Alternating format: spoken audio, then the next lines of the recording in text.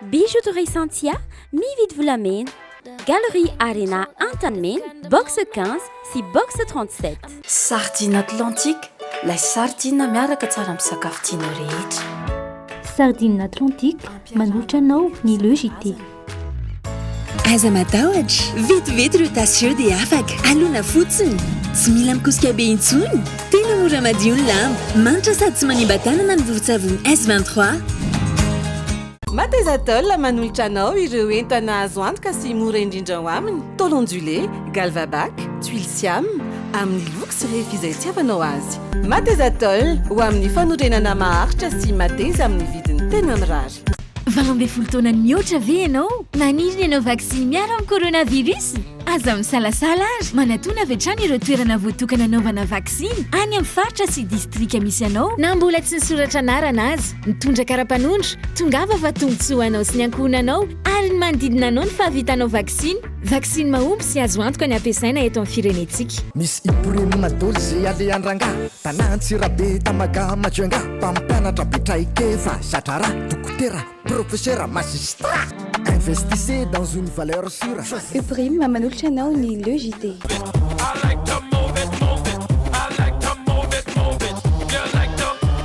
Luxor vous présente le Jite.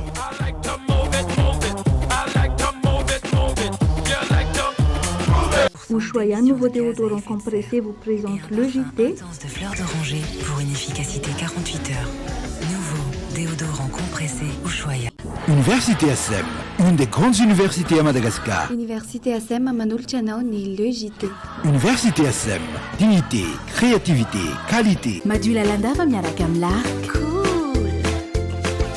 L'arc savouré. L'art manolotra anao ny le Jite. 5G Batelma, des actualités uniques, dynamiques et renversantes dans le JT.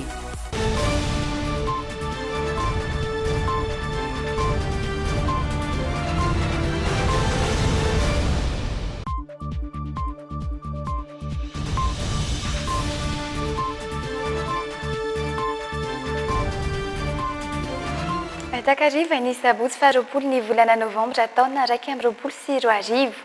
Faltafaraka aminao indray tompo-klasy sy tompo-vavy ato anatin'ny le Jite amin'izao takariva izao ary manasana mampanajana ihany koa anaraka ny fampalalam-baovao hatramin'ny farany. Rehefa tsidika aminao avy hatrany ary ireo matoam-baovao nisongadina ho an'ny anio.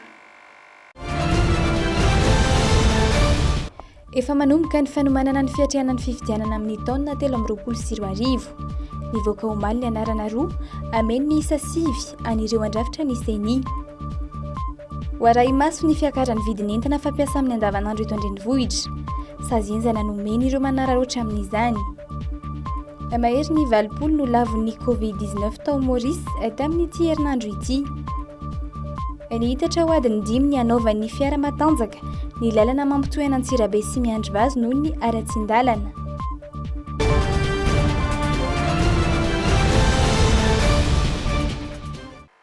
Androany indray vao namoaka serasera ofisialy momba ny antotanisa ny Covid-19 ny Ministeran'ny Fahasalamana taorian'ny fotoana nanambarana ny fahataperan'ny ameana. Raha ny antotanisa nampitain'ny minisitra io atoandro io dia fitiliana ray sy 700 no vita ho malatra amin'ny 12 ratoandro ka 570 ireo tranga vaovaon'ny Covid-19 hita tao anatin'izany eraky Madagasikara.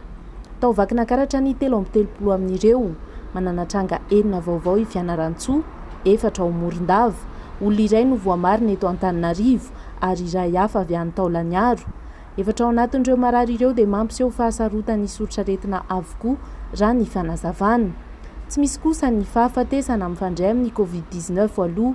Ny tracing contact no isan'ireo fomba fiasa ampiarin'ny ministera anarana fivoaran'ny fiparitana hatramin'ny nahitany indray ny tranga iray dia ilay marary avy any Morondava niakatra teto Antananarivo.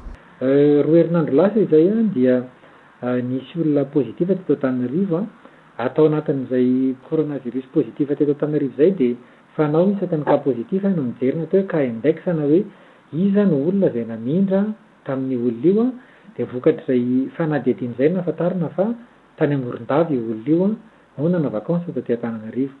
Vokatr'izay dia tonga dia nifahampiresaka tamin'ny talim-paritry ny fahasalamana tany Morondava taty amin'ny Foibe ary nampahafantarina azy hatramin'ny adresin'ilay olona sy ny fokontany misy anazy mba ahafahana manao ny atao hoe tracing contact. Antsika miresaka zao dia misy ny coronavirus eto Antananarivo ohatra zao amin'ny atotanisany 17 ny volana Novembre dia misy anankivaly eto Antananarivo renivohitra.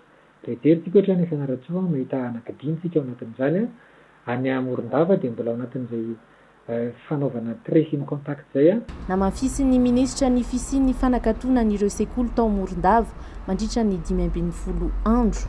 Raha resaka ohatra ny tany Morondava tsika dia lasa sahondresaka be ny hoe nakatona ny sekoly vitsivitsy tao anatin'izany nefa ny fipetra ara-pahasalamana ara-dalàna mihitsy zany satria raha misy olona ray sy roa ao anatin'io ohatra pozitiva dia avela ifanerasera amin'ny olo anatin'io dia rehefa mody izy dia lasa mitondra mody any amin'ny tokantranony vokatray dia voatery ny dina tao anatin'ny tapabolana ireo sekoly ireo mba tsy hivezivezen'ny mpianatra atao anatin'izany nahafahana nanapaka an'izay rojo mpifanohizana na chaîne de transmission anio aretina izay. Manomboka miakatra tsikelikely ny antotanisa sy ny tatitra ataon'ireo manam-pahefana sasantsasany eny anivon'ny tambazotra an-tserasera antony tondrany ministra fanazavana androany omaly razivina dia nanambara ny efa fandraisana fepetra entitra tsy hatafidirany onja fahatelon'ny covid-19 eto Madagasikara ny flo Andra Joel tafiditra ao anatin'izany ny efa nampitsarana tanteraka ny zotra mpiara-manidina mampitoy an'i Madagasikara sy Maurice.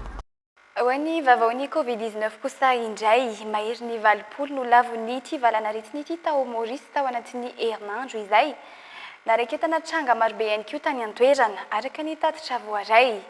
Ireo olona avy any ivelany no isan'ny tena nanaparitaka ny valana aretina araka ny tatitra nataon'ny ministeran'ny fahasalamam-bahoaka tany an-toerana. Andeo raha antsika ny antsiprianday. Tafiakatra 20 no lavon'ny covid-19 tao Maurice. Nahatratra 7.790 ny tranga vaovao marina tamin'ireo 7.7 alina nanaovana fitiliana tao anatin'ny herinandro ka ny 12 amin'ireo dia olona avy any ivelany niditra tao Maurice avokoa. No mafisan'ny ministra ny fahasalamam-bahoaka tany an-toerana fa avy amin'ireo mpiavy avokoa no nahatonga ny akamaroan'ireo tranga ireo. Ankoatra izay, nahitana tranga roa avy any ivelany ihany koa ny tanàna kely 3.700 kilometatra antsinanan'i Maurice saingy efa natoka-monina aloha izy ireo. Miisa 7.700 izany zao ny totalin'ireo olona marary ny covid-19 ao Maurice. Miisa 20 kosa ny marary ampiasaina oxygène. Ny 40 amin'ireo no vita vaksiny, ny 12 kosa mbola tsy nanao izany. Manoloana izany dia isindray ny famatsim-baksiny Pfizer ho an'ny mpiasan'ny fahasalamana sy ireo tsy miankina manomboka amin'ny alatsinainy ho avy izao. Voasokajy isitraka izany ihany koa ny marary sy marefo ary ireo vehivavy mitondra voka. Hitoy hatrany ihany koa ny fampisotrahan-baksiny ho an'ny ankizy 12 ka hatramin'ny 17 taona ary natao an'ny rehetra izany fa tsy niferana ho an'ny mpianatra intsony araka ny nambaran'ny ministra tany an-toerana. Famanloana ny resabe ny amin'ny mety akarany sarandalana amin'ireo fiara fitateram-bahoaka manomboka amin'ny alatsinainy ho avy izao dia namoaka ny tatitry ny fihaonana tamin'ireo tompon'andraikitry isan-tsokajy ny ministeran'ny fitanterana. Tsy mbola isy ny fampiakarana ny sarandalana araka ny fanazavany. Andalam-pametrahana kosa ny vaomera manokana anapaka ny fanitsiana ny sarandalana ka oriny mahara-dalàna ity rafitra ity no engan'ny fampiarana izay rehetra tapaky ny komity.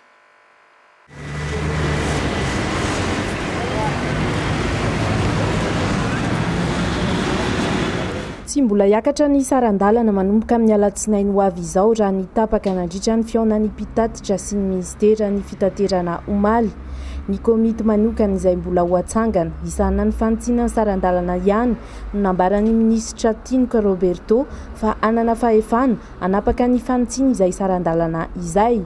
Efa niraisina kosa nefa ny fanamariana avy amin'ireo mpitatitra omaly momba ny fomba tokony andrafetana ity voamera manokana anapaka ny fantsiana ny sarandalana ity.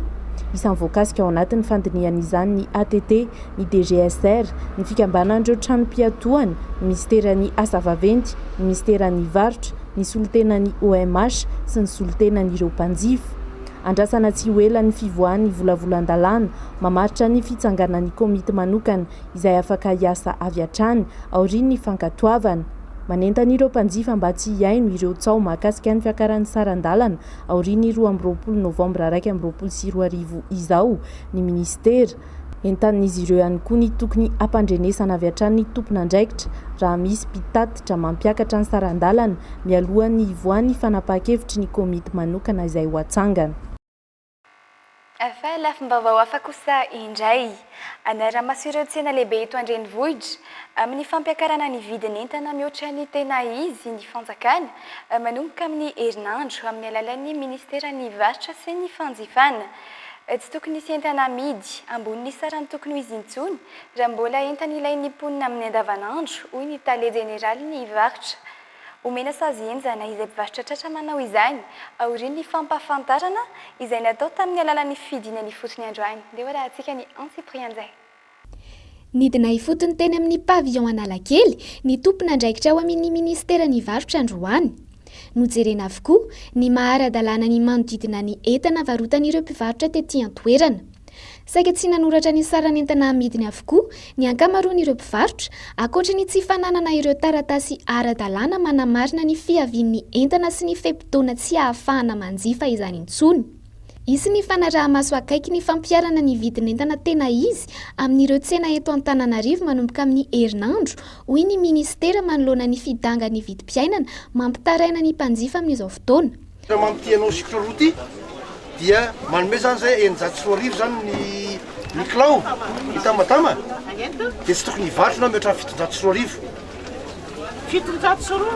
Maximum na martonanao ty telo arivo ty any tsy mety satria ambily be ty sikomaty tokony fitonjato sy roa arivo zany ny amidiananao ty fa tsy telo arivo.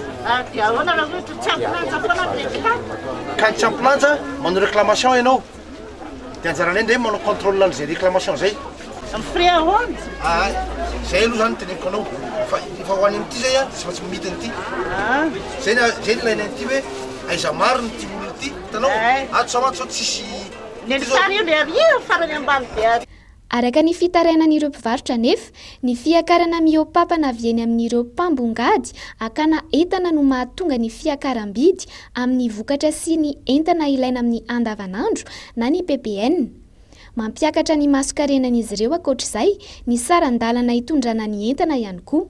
Tsy afaka manena ny vidin'entana noho izany ireo mpivarotra ireo raha tsy ny eny fotony mihitsy no mihena raha ny fanazavana. Zavatra voatsikaritra zany ary tonga fitarainana ty aminay dia isaky ny sabotsy sy ny lahady zany no akarin'ny mpivarotra ny entana. Manara-maso zay ary mampitandrina ihany koa ampitiavana aloha an'ilay fanararaotana ny vidin'entana.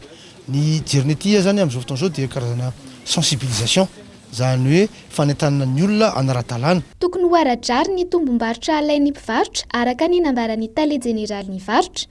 Eo ihany koa ny kalitaon'ny entana amidy. Tsy fanarahan-dalàna maro no hita teny amin'ny pavillon Analakely tato anatin'ity fidinana tampoka ity. Andray fepetra entitra ary anasazy ny ministera ny varotra raha toa ka mbola tsy manaraka ireo fenitra ireo ny varotra. Afa mijaly rano ny mponina ny Menabe ihany amin'izao saika ritra avokoa ireo renirano mamakivaky ny faritra any amin'ny toerana amin'izao idabara sisa no antenain'ny mponina nefa ny fazara raha misy rano ihany koa. Mbola tsy nisy vahaolana maritra ho ireo tompona andraikitra nanontaniana mahakasika ity olana goavana ity. Manantena rotsakorana ny mponina mba hamelomana indray ny fambolena miankina tanteraka amin'ny rano. Mitatitra amintsika ny antsiprian'izay feno ajarianina sy rivo ny rinona tekaleo. Tsy mbola nisy rotsakorana tamin'ity taona 2024 ity teto Morondava hoy ny mponina mitaraina. Karakaina ihany koa ny tanimbary isan'izany ireto mifanila amin'ny renirano dabara ireto. Manambara ny ben'ny tanàna eto Analaiva fa nikaso tanteraka ny fambolena noho ny faharitan'ity renirano ity. Resaka rano zany amin'ity amin'ny komina Tatanako aty dia anisan'ny misedra olana be aloha izay amin'ny resaka rano. Surtout amin'ny resaka amin'ny fivelomana zany amin'ny fambolena. Ity ataon'ny dabara asa hitantsika zao fa zao ny ataon'ny tanimbary zao maina be zao.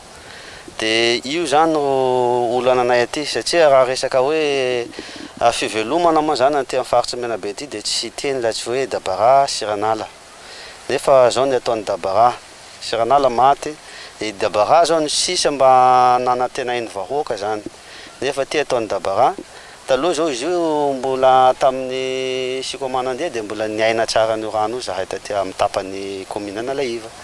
Fa zao nefa izy efa manomboka fa maina koa ny aty aminay dia io no angatanay amin'ny fitondrana fitra-panjakana mba hijerakaika io dabara io dia tena efa tsy misy antenay izay akoatry ny dabara fa rehefa maty zany sikoma dia lasa nirona zany amin'ny resaka fambolena zany vahoaka ny fambolena nefa fambolena tanimbary zany ro tena fotom-piveloman'olo satria ny fambolena tanety zany mandeha par saison ohatra hoe asara isaky ny asara zany vao mamboly ny fambolea akoatrin'izay fa le tena fototsy ny fiveloman'olo aloha dia famboleam-bary nefa ny famboleam-bary dia zao misy ajaolana zao ny rano iray amin'ireo lakan-drano mifampitoy amin'ny dabara ianko ity tazana ity mandalo ny todokona ambalarano efa 8 taona izay izy ity no tsy nisy rano hoy ireo mponina be zany zahay amin'le resaka tsy fisian'ny rano amena be eto dabara zany no mamelo anay dia dabara amin'izao tena tsy mandeha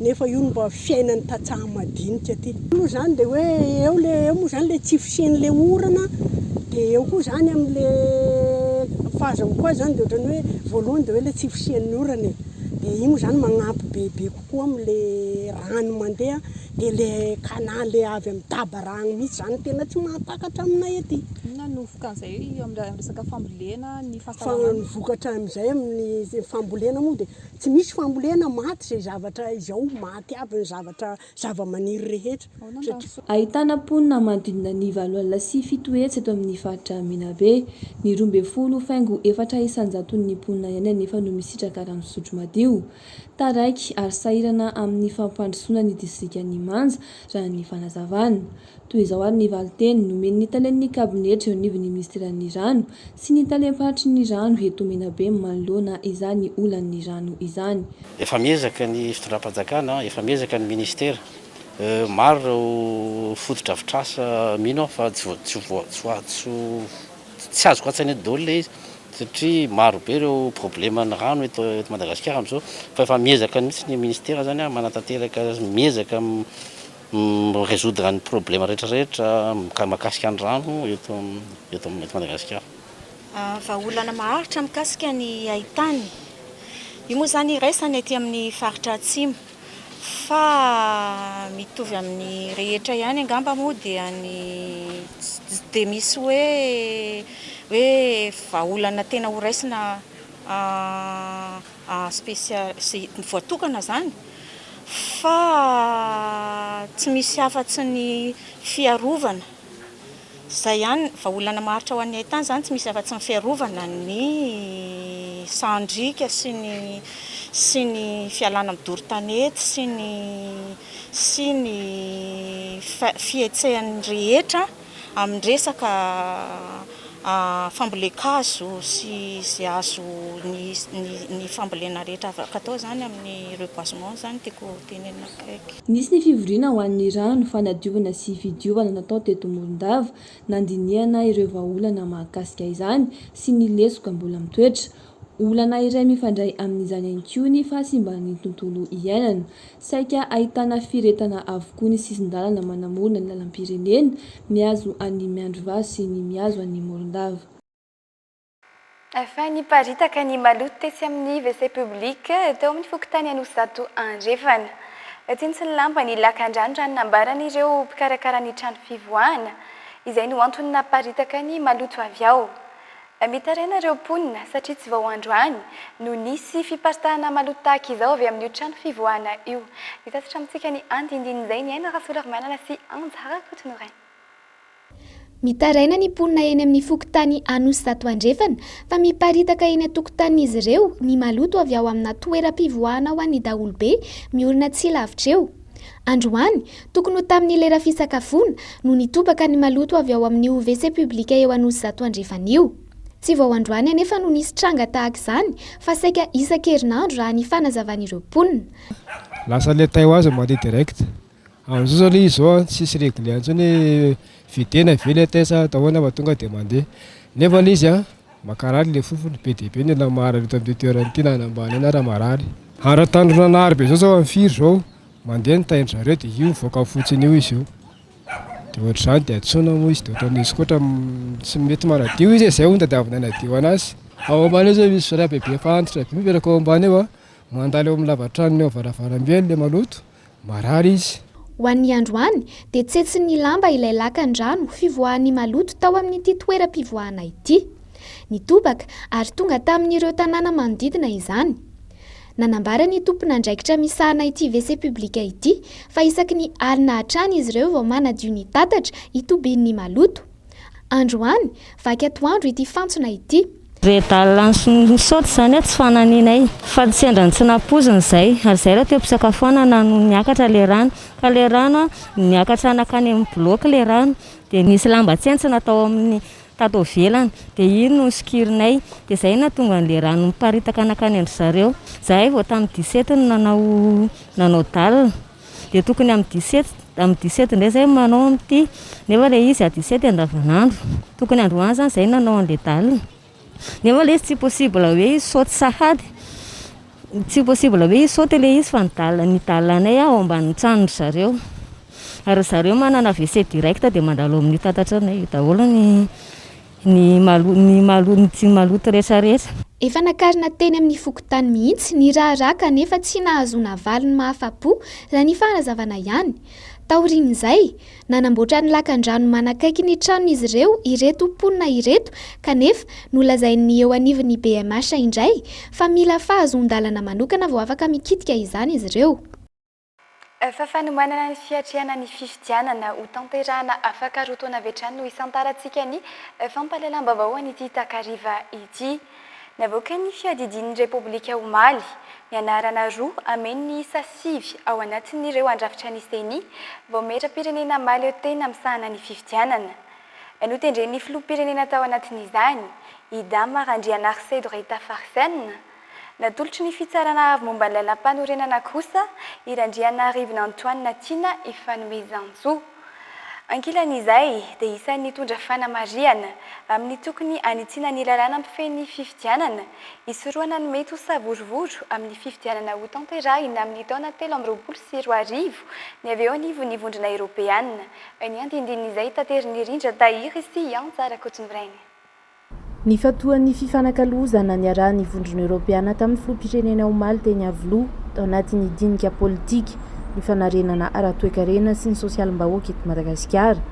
Nitondra fanamariana mikasika ny zotra-pifidianana ho totosaina afaka roa taona ihany koa anefa ny vondrona Eoropeanina. Fanamariana isan'ny nentin'ny Giovanni Di Girolamo ny tokony hisorohana sahady ny mety ho savorovoro mifandray amin'ny fifidianana filoham-pirenena amin'ny alalan'ny fantsiana ny lalàna mifehy ny fifidianana eto amintsika mba hisian'ny fahamarinana toerana. Eo ihany koa ny tokony sy ny fitoniana ara-politika ao anatin'izay fanomanana ny fifidianana izay. Nasian'ny vondrona Eoropeana teny ihany koa ny tokony hamelana malalaka ny seny hanao ny asany rafitra natsangana ara-dalàna sy nomena fahefana feno ikarakara izay fifidianana izay. Fa Omaly ihany koa no nivoaka andidim-panjakana manendry ny Dame Randrianarse Dorita Farsen anateviny ireo mpikambana andrafitra izay seny vaovao izay araka ny toronkevitry ny filohan'ny Repoblika sy Randrianarivina Antoine Natiana ifanomezan-tsoa natolotry ny fitsarana tampony.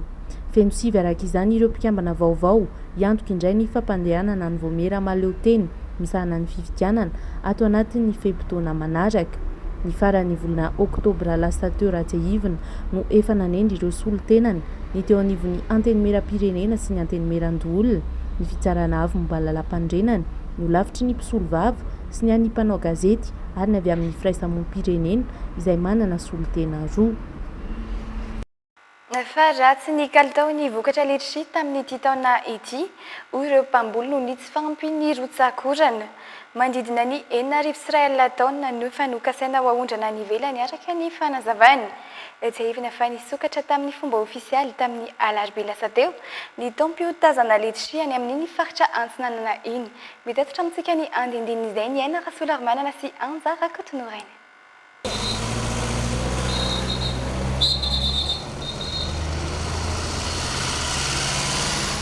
Ratsy ny kalitaon'ny vokatra letrishit amin'ity taona ity araka ny nambaran'ireo mpamboly. Tsy ampy ny rotsakorana kanefa io no miantoka ny habean'ny vokatra sy ny tsirony raha ny fanazavana. Na zany aza, betsaka ny vokatra tamin'ity taona ity. Fototra iray ahazoana karabana letrishit sahabo amin'ny 10 sy 12 eo eo. Mitaraina nefa ireo mpamboly fa izay vidiny apetraky ny orinasa mpandray ny vokatra ihany no voatery amarotana ny vokatra. Arivo ariary no akan'ireo mpanangony bokatra ny iray kilao. Eo aloha tsy dia hoe azo lazaina ratsy, tsy azo lazaina tsara. Antonontonony. Lesika fahitako anazy toetrandro mihitsy ny tena. Le toetrandro tsy dia misy orana firy dia tsy dia avy aventy le tsy. Zareo ihany mametra prix ni na zero mamboly ni fa zareo ihany mametra prix zone akany dia tsy afa manoatra le tantsaha. Nisokatra tamin'ny fomba ofisialy tamin'ny alarobia lasa teo ny taom-piotazana ao amin'ny faritra Atsinanana. Manodidina ny 4,000 na taona no ahondrana ny velany amin'ity taona ity. Ny orana ny tsy ampy dia izay no heverina fa angambany afaka 2 andro na 3 andro eo dia tena ho tsara ny vokatsika. Heverina ihany koa fa ao anatin'ny fotoana tsara ahatonga ny vokatsika izany eo amin'ny tsena mialohan'ny krismasy satria izay koa dia zavatra ngezabe. Noho izany izay manantena fa taona anankiray ity na dia teo ary ny zava-misy eran-tany amin'ny aretina fantatra avy amin'ny Covid dia mba hisongadina ny letrehan'i Madagasikara ny fito amin'ity.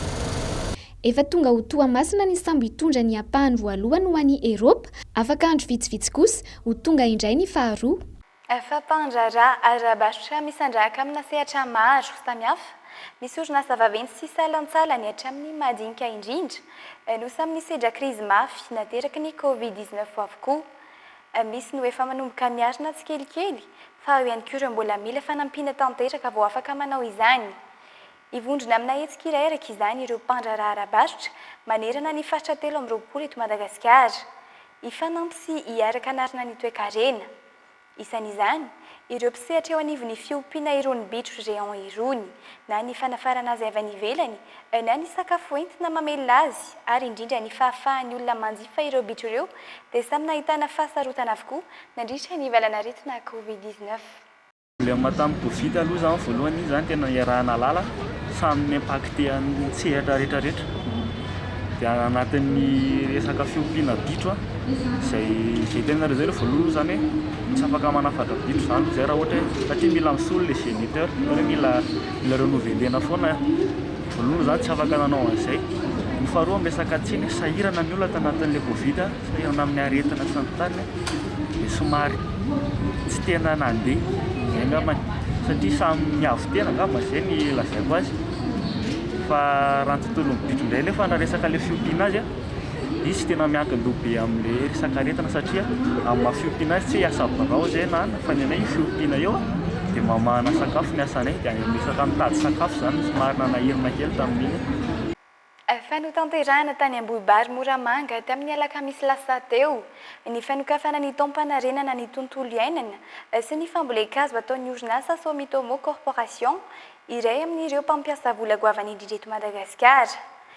Nanolotra fitoeran-janakazo vita avy amin'ny plastika hatrany amin'ny 4,000 sy R1 sy 7 tapitrisa mahery ny orinasa tamin'ny fotoan'io fanohanana ny hetsika ataon'ny fanjakana foibe amin'ny famerenana ny fandrakofanalany Madagasikara indray.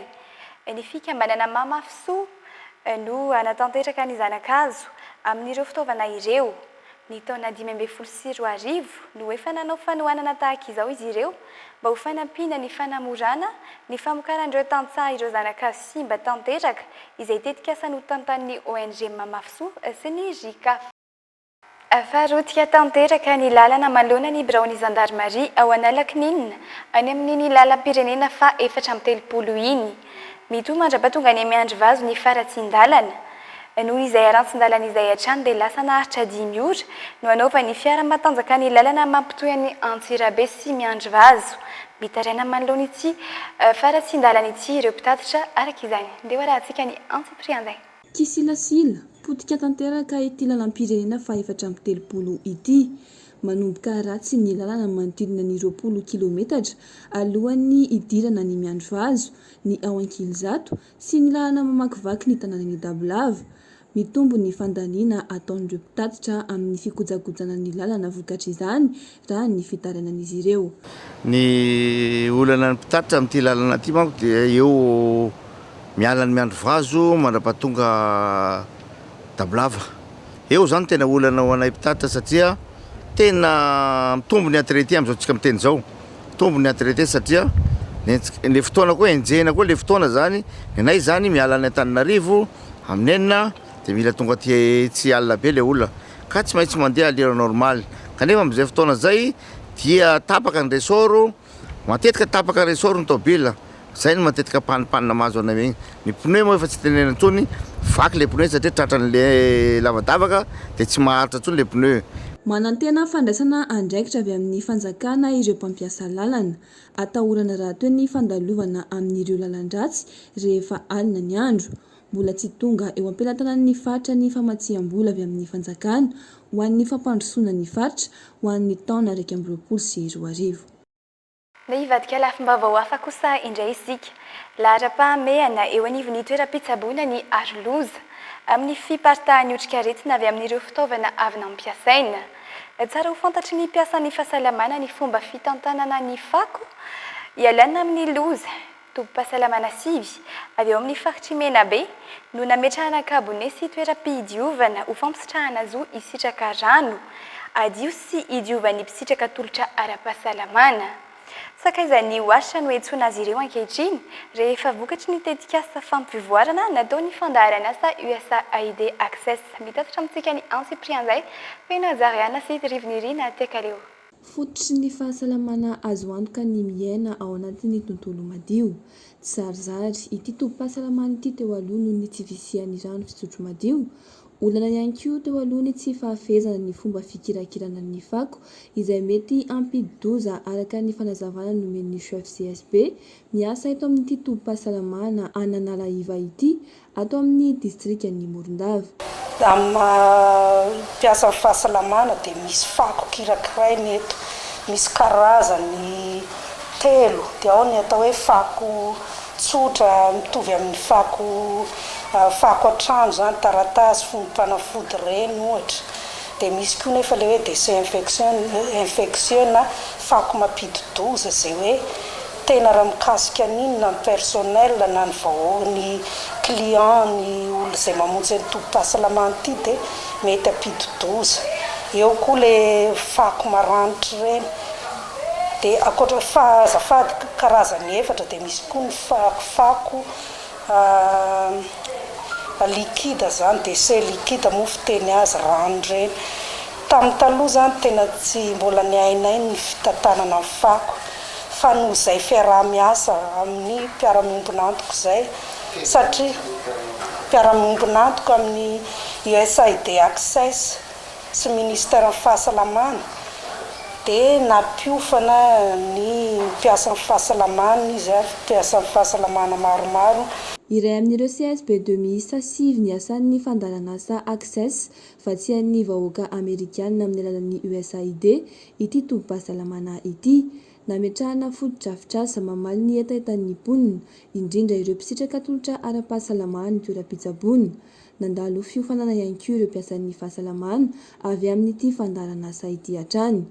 Tobim-pahasalamana sakaizan'ny rano fanadiovana sy fidiovana na ami de wash izy ankehitriny. Ny hofanatsarana ny tolotra ara-pahasalamana ety anivon'ny tobim-pahasalamana ny USAID Access dia manampy ny ministera ny fahasalamana amin'izay fanatsarana ny tolotra ara-pahasalamana izay dia ho tanterana anisan'izany ny fanasiavana fahatongavan'le tobim-pahasalamana ho tobim-pahasalamana sakaizan'ny rano fidiovana fanadiovana zany hoe sakaizany os amidy os ao anatin'izany ny fanasiavana rano fanafiazana bloc sanitaire mba ahafahana misitraka an'izay le mba ho tonga sitraka an'izay tolotra ara-pahasalamana aty amin'ny tobim-pahasalamana izay.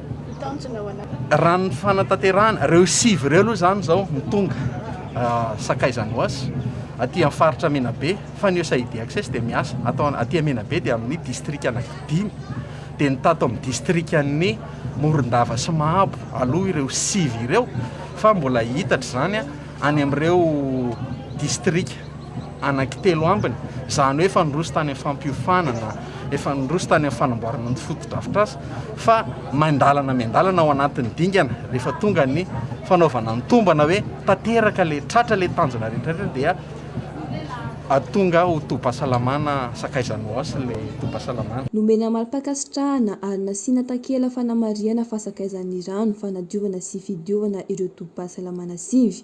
Manohana ireo ratsamangaikan'ny fanjakana amin'ny fampivoahan'ny fahasalamana ny fandarana sa Access USAID ho an'ny Menabe teo ny ady amin'ny fangerena Ankalamanjana, eo ihany koa ny fampivoahan'ny toba-pahasalamana mba hanana ny fenitra ilaina entina mikajy ny fahadiovana eny anivon'ny toba-pahasalamana.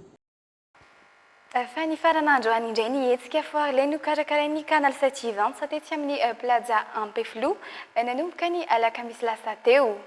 Toy ny mahazatra dia afapohatra ny rehetra tamin'ny fikarakarana ny hetsika vaovao tahaka izao. Anisan'izany ny mpikarakara, ny mpandray anjara fa indrindra ireo mpitsidika sy mpanjifa tonga teny an-toerana.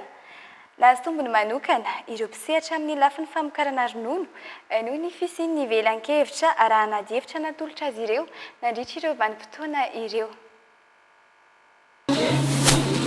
Sy nandrisy fanantenana ireo olona tonga nanjifa sy nitsidika tetỳ amin'ny plaza Ampeflo ny hetsika foarle izay nokarakarain'ny canal 720 sanandritra ny 3 andro. Liana tamin'ny fahafantarana ireo zava-baovao hafa vita avy amin'ny ronono sy ny manodidina izany ny olona. Nahazo vahana raha teo ireo mpankafy ny vokatra azo avy amin'ny ronono tamin'ity hetsika ity. Ie, mahafinaritra be sady mora daholo ilay zavatra. Ie. Le resaka zato fromage, dia le resaka fromage aloha ny hitako hoe mora, resaka beurre, resaka yaourt, tena hitako hoe mora, mifapoka. Tena nahafapo mihitsy aloha ary mahafinaritra, tsara fandray daholo ny olona rehetrarehetra.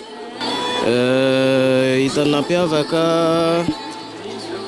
be dia be aloha zany ny zavatra vaovao hita raha hoe ny zavatra mbola tsy fantatra hatramin'izay dia tena be dia be ny zavatra hita. Ny nampiavaka le toaka ronono, izay no nampiavaka fa dia tsara koa le izy nefa. Zay manao formation agricole dia nijery azy zany zara teo fiompiana ny ataontsika hoe ampianaro. Dia mbola tsy nahita an'izy rehetrarehetra fa nahavariana hatramin'izao fotsiny dia le mivarotra mololona gaga brakariary tsy le veriko isan'izany fa dia misy le zavatra dia misy tsenany veo totrany misy ozy izy dia mbola vaovao amiko izy nampampianatra fiompiana za dia mbola azo tenena hatramin'izao aloha. Mampanantena ny mikarakara fa tsy hijanona hatreo ny hetsika foarle fa mbola ho avy ny andiany manaraka. Afapo ihany koa araka izany ny mpikarakara ary mbola vonona ny hanolotra zava-baovao hatrany na ho an'ireo mpandray anjara ao anatin'ny hetsika tahaka izao na ho an'ny mpanjifa.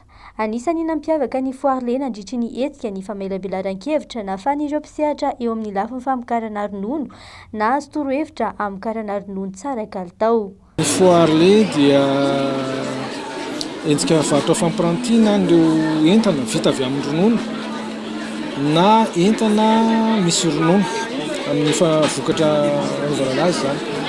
Dia amin'izao andeha amin'ny voalohany izao dia afapo izay mpikarakara, afapo koa ny mpampiranty ary indrindra itsika mpitsidika izay isaorana.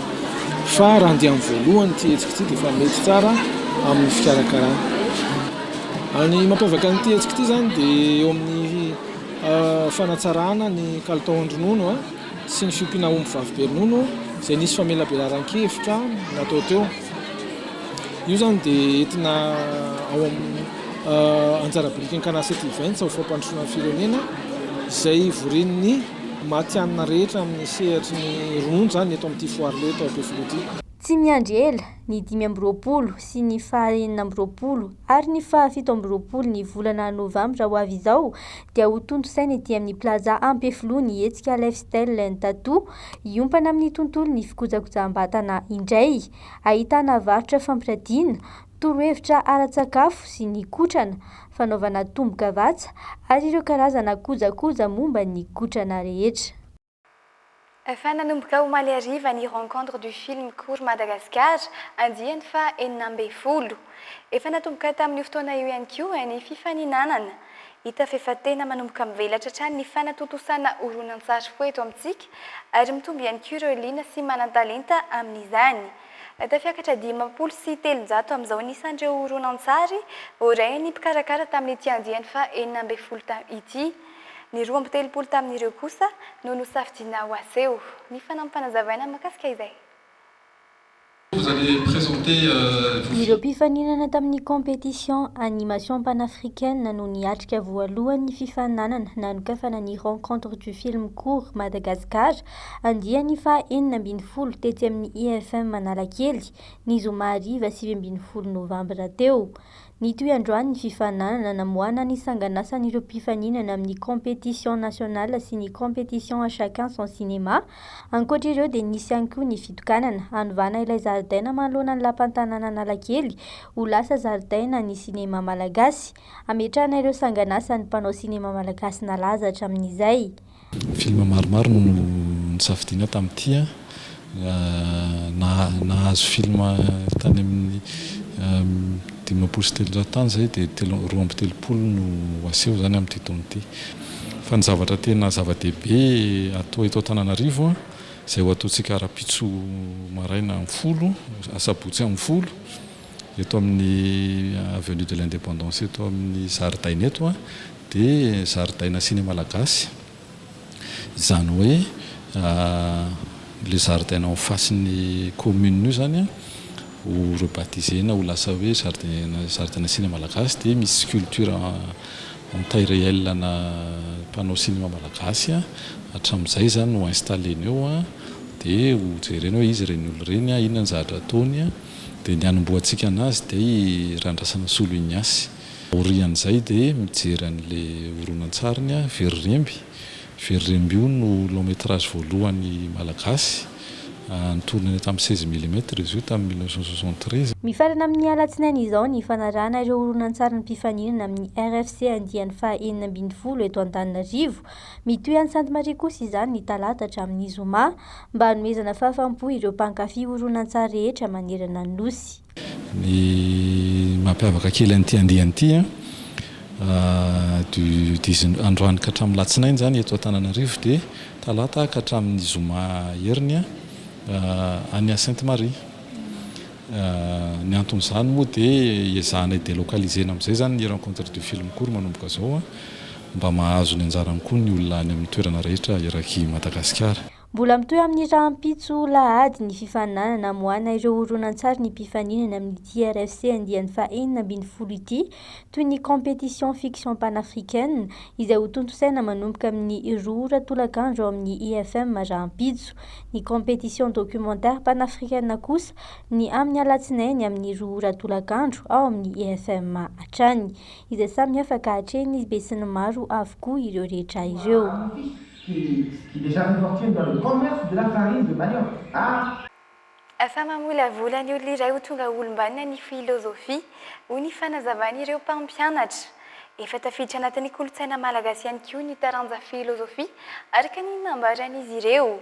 Mandray sy manaiky ny fiasan'ny filozofia ny mpianatra tsirairay ary efa mihatsara ny naoty azon'izy ireo amin'izay taranja izay raha ny nambaran'ireo mpampianatra hatrany. Dia raha antsika ny andinin'izay. Efa manomboka mahatsapa ny asan'ny filozofia ireo mpianatra rehetra any amin'ny lycée amin'izao raha ny fanazavana. Mahatsapa ny anjara toeran'ity taranja ity sy ny antony nampidirana azy ao anatin'ireo taranja tsy maintsy atao amin'ny fampianarana ankapobeny ihany koa ireo mpianatra amin'izao. Ho iatrany ireo mandalina ny filozofia. Tena misy fiantraikany any amin'ny ankizy any amin'ny lycée le filozofia. Taloha io taranja io dia ohatrany hoe natahorana nambanin'ny ankizy fa ankehitriny dia izay mahatsapa hoe ny zaza malagasy zao dia efa manomboka tia taranja filozofia ary tena mahafinaritra sy mahaliana ny ankizy dia fianarana an'ilay taranja. Dia izay koa mahatsapa na any amin'ny hoe correction na baccalauréat reny ary hita hoe manomboka metsara manomboka hitana hoe metsara ny fandraisan'ny ankizy an'ilay taranja zany tsy manambany intsony ny ankizy dia izay no tena atao hoe vokatra azo tato anatin'izay taona vitsivitsy misy ny fikambanan'ny mpampianatra filozofia. Mikarakara ny mpianatra ho lasa olombanina ny anjara asan'ny filozofia amin'ny fiainana andavanandro raha ny fanazavana ireo mpampianatra. Lasa kolotsaina malagasy mihitsy amin'izao ary ilaina no sady tena manan-danja izany hoy izy ireo. Filozofia dia natao mbola olona olombanina olona tokony andraikitra ary indrindra olona mahafantatra ny tokony ataony. Faharoa ihany koa dia ny kolotsaina malagasy, tokony izy zany zany hoe filosofa malagasy zany. Manao an'izay lafiny anankiroa izay indrindra no hijoroana manoko izao, ary noho ny antony maro samihafa dia navadika lasa semaine de philosophie zany izy manoko izao fa tsy natao tsony hoe journée fotsiny. Raha miaraka misy koa dia journée fa tsika dia natao semaine zany le izy, ka manomboka androany ny ouverture dia amin'ny 25 ny fermeture. Misokatra nanomboka ny alatsinainy lasa teo ny herinandro ho an'ny filozofia eto Madagasikara, hifarana amin'ny herinandro ho avy izao ny fanamariana izany. Andeha hitany amin'ny maresaka iraisam-pirenena kosa isika. Mbola manjaka mandraka ankehitriny ny asa fampiroroana ataon'ny jihadista any ivelany any. Ho an'ny tao Burkina Faso, nafatesana sy nandratrana olona marobe ny fampiroroana tamin'ity herinandro ity. Tsy hijanona hatreo anefa ny tolona amin'ny fanoherana ny jihadista araka ny fanazavan'ireo mpitolona. Miisa 320 no lavo nandritry ny hetsika fanoherana ny asa fampiroroana ataon'ny jihadista tao Burkina Faso atao anatin'ny herinandro izay. Zandary ny 770 amin'ireo, sivily kosa ny 4. Tsy hijanona hatreo anefa ny hetsika fa mbola iamafy kokoa noho izao aza araka ny nambarandreo mpanao fihetsiketsehana. Miisa 50 be izao mantsy ireo vatan-dehilahy tsy hita popoka tamin'ny alakamisy lasa teo. Nandritry ny herinandro izay, anjaton'ny hatrany ireo mpanao fihetsiketsehana tonga ny taky ny mba hanohitra ny fanjakana ny asa fampiroroana ataon'ny jihadista. Ankoatra izay, manay ny tafika frantsay ho ambadiky ny asa fampiroroana ireo vahoaka ao Burkina Faso. Tsy misy idiran'ny tafika frantsay mihitsy izao raharaha izao, kanefa dia hita hatrany izy ireo raha araky ny fanazavana. Mazana nefa, fanafiana sy korotana foana no mitranga rehefa eo ny tafika frantsay ho hatrany ny vahoaka. Nanamarika ny tompon'andraikitra tany an-toerana fa ity no fifandonana nanimba zavatra maro indrindra hatramin'izay nahatongavan'ny jihadista atao avaratry Burkina Faso. Marihana fa efa niafara tamin'ny fanonganam-panjakana mihitsy ny hetsika tahaka izao tany an-toerana tamin'ny taona 2024 araka ny fanazavana. Ny maresaka iraisam-pirenena tomboky lahy sy tomboky vavy no namarana ny fampahalalam-baovaontsika ho an'ity takariva ny sabotsy ity. Mialohan'ny tena isarahana toy ny mahazatra anao hatrany anefa dia ndeha atsidika aminao sahady ny vina ny mety ho toetry ny andro ho an'ny rahampitso alahady.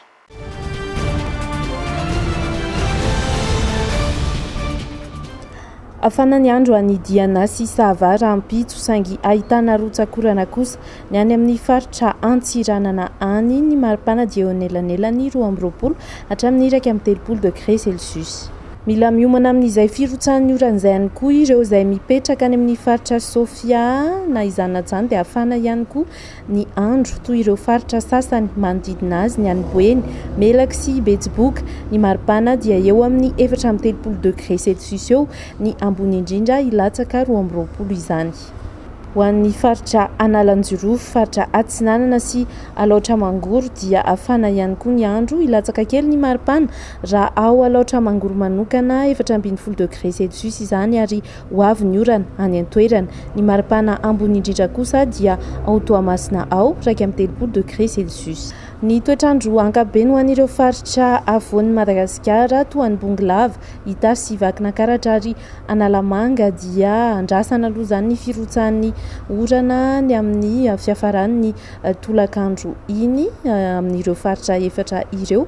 Ny maripana dia ilatsaka hatrany amin'ny 420 degré Celsius no ambany indrindra, any Bongolava kosa no afana indrindra 20 degré Celsius.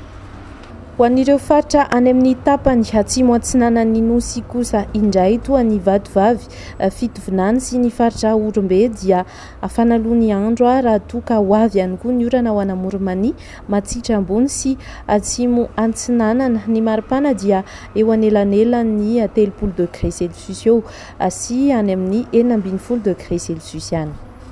Ary ny faritra farany hojerena dia ireo izay any amin'ny tapany atsimo andrefan'ny Madagasikara, ahitana ny faritra Menabe atsimo andrefany ny faritra Anosy sy ny faritra Androy dia afana izay andro izay amin'ny ankapobeny tsy hisy ny orana aloha raha ny vinavina raha ampitso. Ny faritra faran'izay mafana indrindra eto Madagasikara dia ao Menabe sy ny any amin'ny faritra Anosy any. Ny maripana eo anelanelan'ny 20 degré Celsius hatramin'ny 30 degré Celsius. Dia ny vinany mety ho toetry ny andro ihany koa tompoko lahy sy tompoko vavy no nianakantona tanteraka ny fiarahantsika tamin'ity takariva ity. Ankasitrahako feno ianao naharitra niaraka taminay teto hatramin'ny farany. Manome fotoana ho anao any manaraka indray. Veloma tompoko.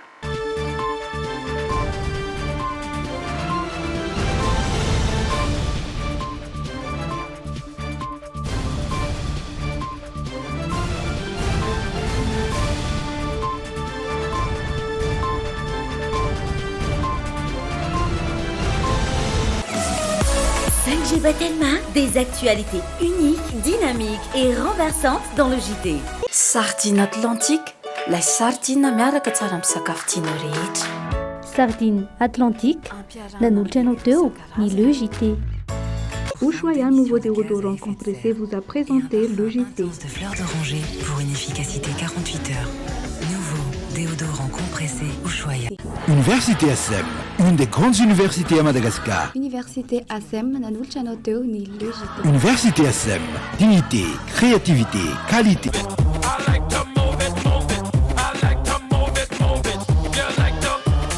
Luxor vous a présenté le JT.